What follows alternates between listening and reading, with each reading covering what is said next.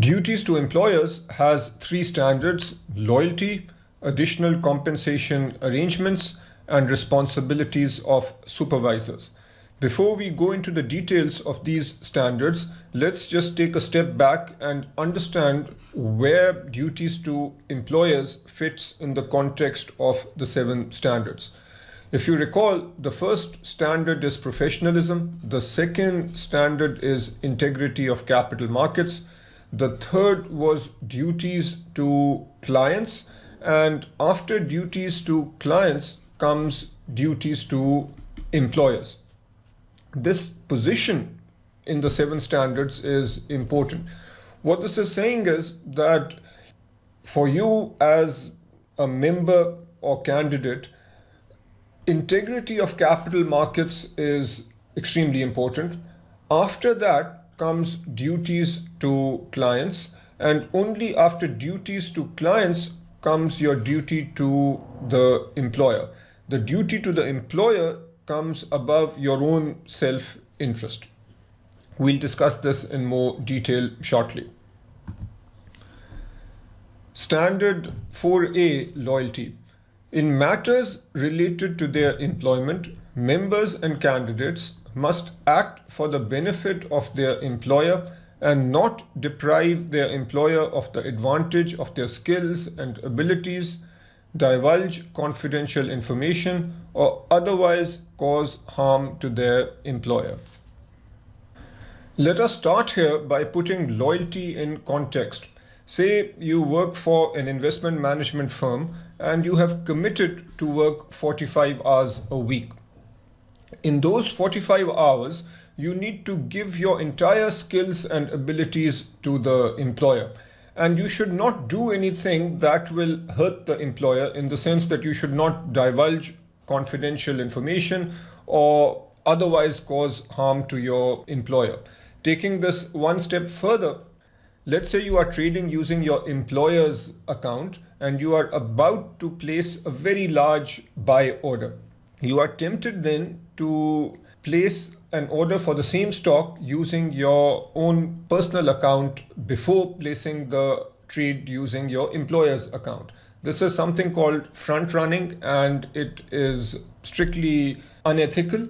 This would also be a violation of standard 4A. So when you place trades, you should place trades for your employer first, and after that, with the permission of the employer, you can place trades for your own account. This would be an example of loyalty.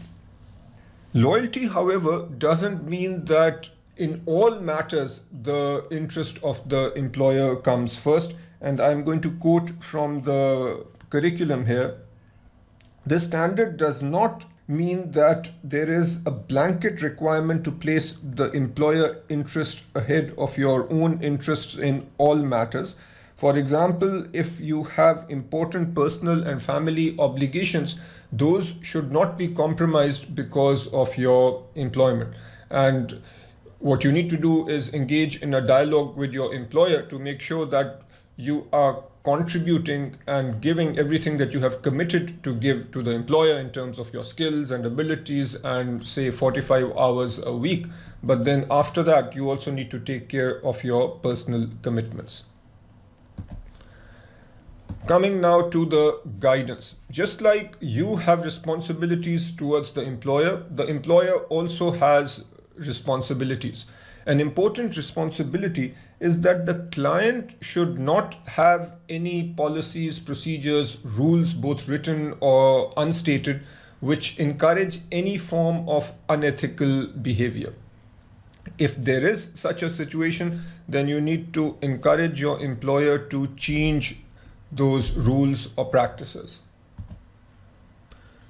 Next one is important and testable independent practice. Let's say you work for a particular company and are thinking of starting an independent practice. So perhaps you are thinking of working late nights or the weekend, and you want to do something which might possibly conflict with what you are doing at your employer. If you are thinking of something like this, before starting, you must get written permission from your employer. When getting permission, you must clearly specify what sort of services you are planning to offer, what sort of compensation you expect to receive, how long the service will be for, and so on. This way, your company can determine whether there is any possible conflict of interest. And finally, you should only start this independent practice if you get approval from your company. Another important point has to do with leaving an employer. Let's say that you have decided to leave your employer and you have given your employer a 1-month notice. So this is your notice period. Here you submitted your resignation, gave a 1-month notice period, and this is your end date. So once you've decided to leave, what behavior is acceptable and what is not acceptable? The larger point is that during this time, you must continue to act in the best interest of your employer. You cannot take any trade secrets and reveal them to your next employer. You cannot start making a list of customers, potential clients, or any other proprietary information. You should not be telling the clients of this employer to give you business at your next job. So anything that in any way will hurt your current employer should not be done. Once you have left your employment and you are paid by the next employer, then you can potentially go and seek business from the clients of this particular company, as long as you did not sign a non-compete clause. If you did sign a non-compete clause with this company for, let's say, 3 years, then you need to follow the terms stated in that particular agreement. So what is it that is acceptable to take to your next employer? Any skills or any knowledge that you have gained that you can take over. For example, if during this job you learned how to do financial modeling, so that is a skill and it's based on knowledge that you can take over. On the other hand, if you actually developed specific models, let's say for the pharmaceutical industry, and these models are based on Excel, you cannot take those Excel models over to the next employer. The reason is that you created these models for your original employer, and your original employer paid you for that work. So you cannot take that information over. Next point has to do with the use of social media. The major point here is that if your employer has any rules and guidelines related to the use of social media, you need to follow those rules. If the employer does not have any defined rules related to social media, then be careful to follow the spirit of the standard and not do anything over social media that would in any way harm your employer. Next point related to whistleblowing is also extremely important and testable. If you recall, I talked earlier about the fact that the integrity of capital markets comes first in terms of your loyalties. After integrity of capital markets comes your duty to clients, then comes the duty to your employer. Let's say you are in a situation where your employer or somebody at your company is either violating standard 2, which is integrity of capital markets, or let's say that something is being done that hurts the best interests of the clients. Then what do you do? In that case, it is acceptable to raise the matter with law enforcement authorities, and that is whistleblowing. Note the sports analogy here. Just like when a referee sees a foul play, the referee blows a whistle. Similarly, if you in an investment management context see something that should not be happening, then you blow the whistle in the sense that you might potentially be speaking with the law enforcement authorities. Now, whistleblowing is important as long as you are doing it for the best interest of the industry or capital markets, or for the best interest of your clients. Under Standard 4A, whistleblowing is not acceptable if you are looking for your own best interest. Let's say that your employer has not acted appropriately with you and, despite several promises, has not paid you for the last several months. In that case, Standard 4A does not allow you to engage in whistleblowing. Nature of employment. The point here is fairly straightforward. You need to understand the nature of your employment. You might be employed as an independent contractor, or you might be employed as a full-time employee. You need to understand your role. You need to understand the terms and conditions associated with your employment, and you need to follow those terms and conditions. Recommended procedures for compliance. These connect with what we've just been talking about. Competition policy connects with independent practice in the sense that your company might have documented rules and procedures about any sort of independent practice that an employee might want to set up. Make sure that you understand the policy, that you understand the rules, and that you follow them. Next is termination policy. Your company might have rules about what is acceptable and what is not acceptable once you decide to leave the company. Make sure you know the policy and that you follow it.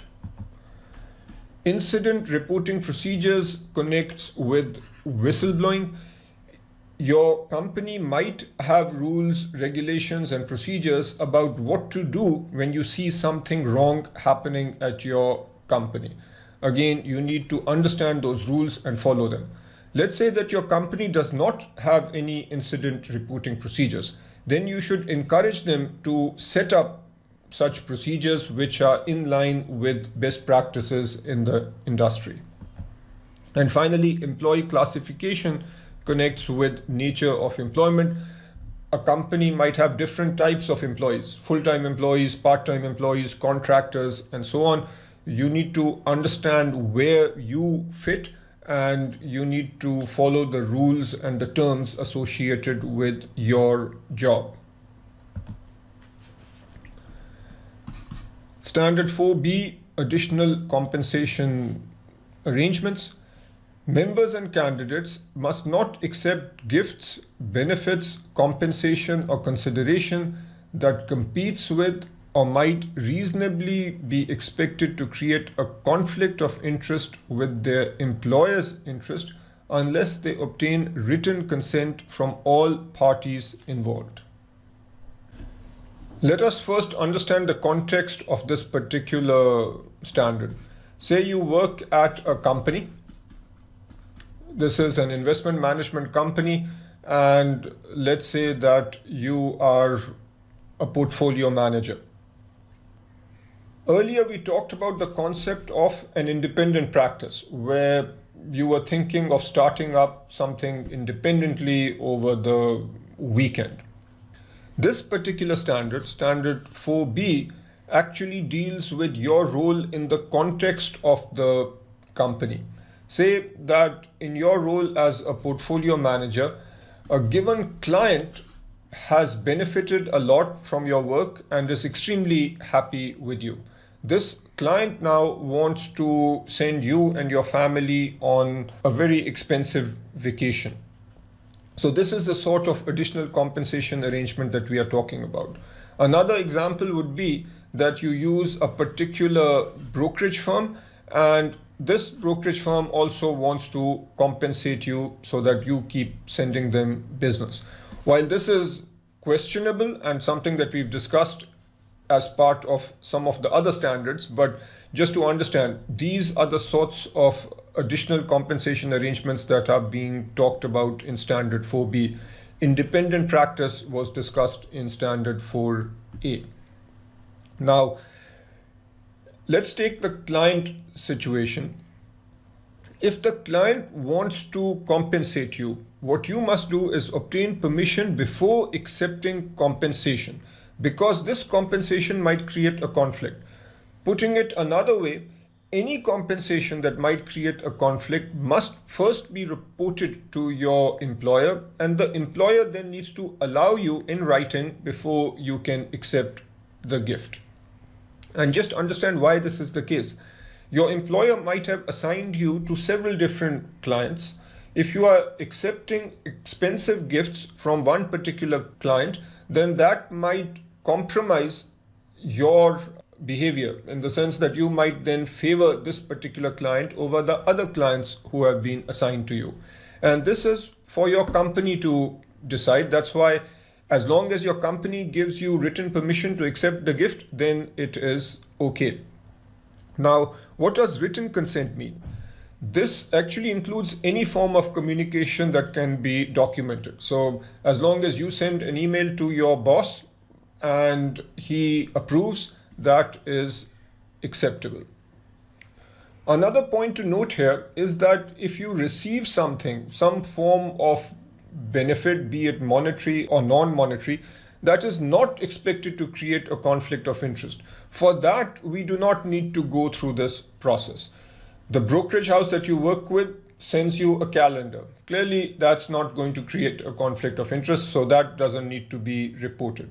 If your client gives you a small token gift, which clearly will not create any conflict of interest, that does not need to be reported either. Another aspect to this discussion has to do with the point where you are in negotiations to start a new job. And a recommended procedure here is that before starting your job or before accepting employment at a new company, you should discuss any possible limitations that you might have. So you might already be engaged in some independent practice. You should discuss that with your future employer. That way, if you want to continue this business and you get written permission up front, that is obviously good for you, and it's important for your employer to understand any limitations that you have coming into your new role. Recommended procedures for compliance: make an immediate written report to supervisor and compliance officer specifying any compensation you propose to receive. So this is just the formal procedure connected with what we've been talking about. The details of the report should be confirmed by the party offering the additional compensation, including performance incentives offered by clients. This goes back to the simple example where your client is offering you an expensive vacation. When you report to your employer that your client is offering so-and-so gifts, so to speak, then that report needs to be validated by the client. Otherwise, potentially, you might be understating the level of the compensation that you might be getting from the client. The written report should state the terms of the agreement. So this might not even be a formal agreement, but whatever you are getting from your client should be stated in as much details as possible. So if the vacation is a 3-month vacation to the Bahamas, that can't really be called terms of the agreement, but in a sense, that's the closest that we can get to honoring this particular statement. Responsibilities of supervisors. Members and candidates must make reasonable efforts to ensure that anyone subject to their supervision or authority complies with applicable laws, rules, regulations, and the code and standards. This standard applies to you if you have a supervisory role at your organization. And connecting back with standard 1A, knowledge of the law, there we talked about the laws or the code and standards that apply to you. In other words, you need to follow the strictest interpretation.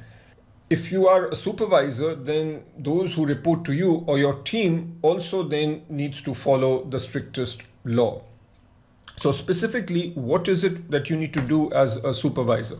Number one, you should set up a system for supervision. And what does that mean? You need to ensure that there is a code of ethics or compliance procedures. So all the people who report to you clearly understand what procedures, what rules need to be followed in order to be considered ethical. There need to be adequate compliance procedures. Given the nature of your work, the compliance procedures need to be comprehensive. Simply having the procedures defined is not enough. There needs to be an ongoing education and training system to ensure that people in your organization understand what they need to do, and the necessary rules and procedures are continuously reinforced. And finally, there needs to be an incentive system in order to encourage ethical behaviors. Putting this system in place obviously is important, but despite the fact that you might have the best system in place, there might still be some violations. So you are also responsible for trying to detect possible violations. As a simple example, you might have a procedure in place where periodically you check the trades of all your employees. And what you are trying to ensure there is that employees are not front running, so they are possibly not putting in their own personal transactions ahead of the transactions of the company or the transactions of clients. There might be other possible issues that you might be concerned about, so you need to try and detect those possible issues. If you do find a violation, then you need to obviously research exactly what happened, understand the problem, and take the necessary steps that minimize the probability of that particular problem happening in the future. Simply confronting the employee who did something wrong and telling him not to do this again in the future is not enough.